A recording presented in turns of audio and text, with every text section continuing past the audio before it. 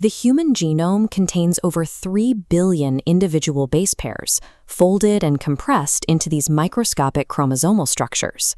Extracting raw data from this sequence is only the first step. To understand how traits are inherited, we have to know exactly where specific genes are located. Translating abstract biological inheritance into concrete DNA sequences presents a unique problem. We cannot simply look through a microscope and see a specific trait written on a chromosome.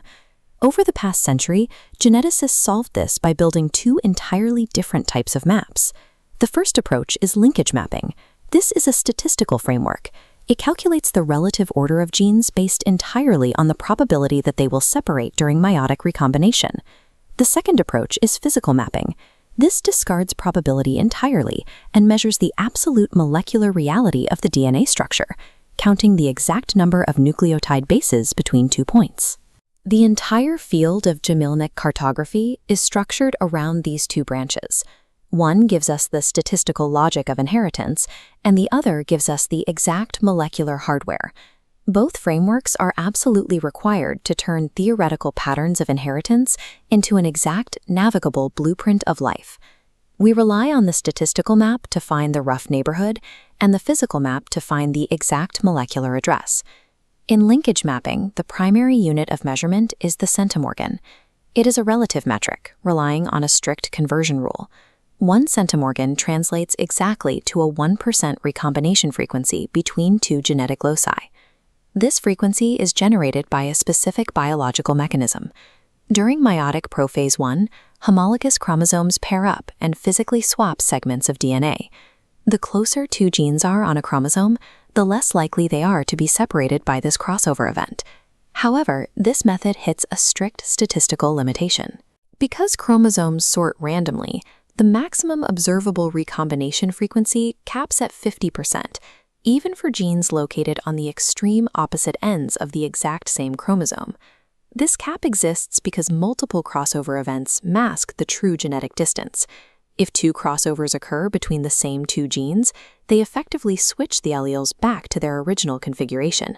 The recombination happened, but statistically it goes undetected. Mapping functions correct for undetected double crossovers. Haldane's function assumes 0 genetic interference, calculating crossovers as independent. Kosambi's function adds accuracy, accounting for positive chiasmin interference, where one crossover physically reduces the likelihood of another nearby. Linkage mapping effectively establishes the relative order of genes, but because of the physical quirks of cellular division, it relies heavily on complex mathematical corrections to estimate true distance. Physical mapping resolves this ambiguity. Instead of statistical probabilities, its primary units of measurement are absolute physical distances, quantified in base pairs, kilobases, or megabases. This toolkit outlines 3 physical mapping methodologies. DNA sequencing determines the exact nucleotide base order.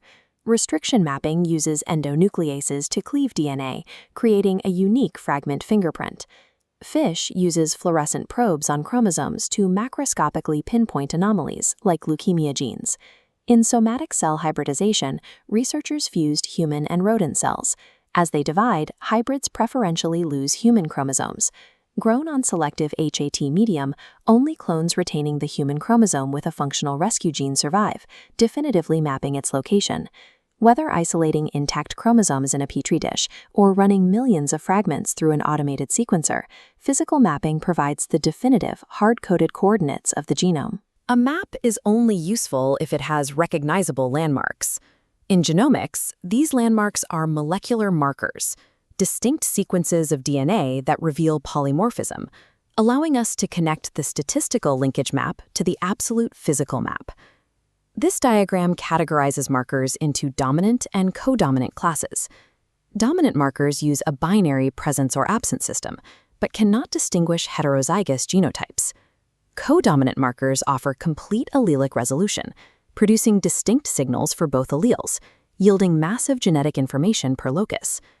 In chemistry, a molecular ion like sulfate or phosphate is structurally uniform and unchanging. In biology, molecular markers are highly dynamic, leveraging the natural variations in DNA sequence between different individuals. Achieving the high information resolution of codominant markers was the exact technical breakthrough needed to track complex inheritance patterns. It allowed researchers to partition phenotypic variants and launch the modern field of quantitative genetics. Most agricultural and human traits are not controlled by a single gene. They are polygenic. To locate these regions, researchers rely on quantitative trait loci, or QTL mapping. QTL mapping identifies genomic regions for continuous traits using biparental populations. To validate linkage, researchers calculate the LOD score. A score over 3.0 confirms the association is 1,000 times more likely due to genetic linkage than chance. While QTL mapping is powerful, it is restricted by the limited genetic diversity of biparental crosses. Genome-wide association studies, or GWAS, scale this concept up by analyzing the genomes of vast, completely unrelated natural populations.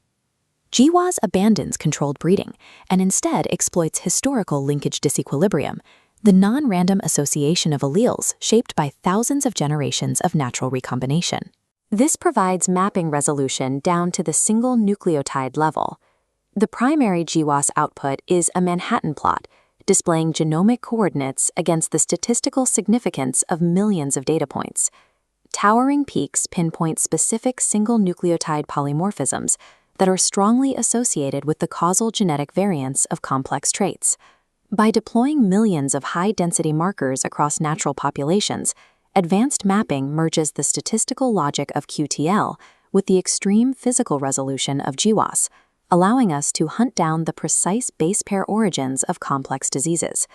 In just over a century, genetic mapping evolved from Alfred Sturtevant calculating the first centimorgan in a fruit fly to ultra-high-resolution genome-wide association studies capable of pinpointing single nucleotide variants in humans.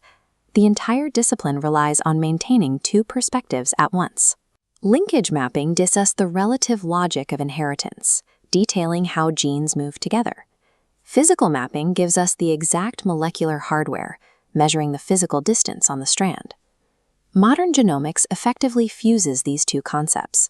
We use historical recombination data from linkage studies to guide and annotate the massive influx of data generated by ultra-high throughput sequencing. Ultimately, statistics plus sequence equals modern genomics. Constructing these dual maps is the absolute prerequisite for identifying actionable genetic variants. Without knowing exactly where a gene sits on a chromosome and exactly what sequence it uses, any targeted action is impossible. Mastering genomic cartography gives us the exact coordinates required to move past simple observation. With the map complete, we can begin to actively intervene in biology, optimize agriculture, and treat complex human diseases at their structural source.